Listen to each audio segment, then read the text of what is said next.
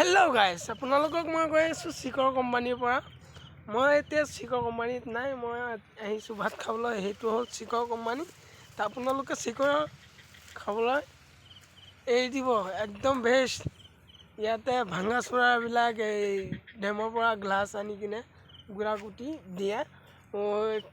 ইণ্ডাষ্ট্ৰীৰ ভিতৰত মোক যাবলৈ নিদিয়ে যে চিকৰ কোম্পানী দুজি এটা ভিডিঅ' বনাই আগতে মোবাইলত ৰাখি দিয়ে। মই এইকাৰণে বাহিৰত আহি কিনে ভিডিঅ'খন বনাই আছোঁ। তো আপোনালোকে চিকন নাখাব। চিপৰ খালে সোনকালে কিডনী পাত হৈ যাব পাৰে, ব্লাড কেঞ্চাৰো হ'ব পাৰে। পাছতে বিৰাট কেমিকেল মাৰি থাকে। আমি 1 সপ্তাহ থাকিছোঁ, মোৰ পূৰা শৰীৰত ঘাও হৈ গ'ল।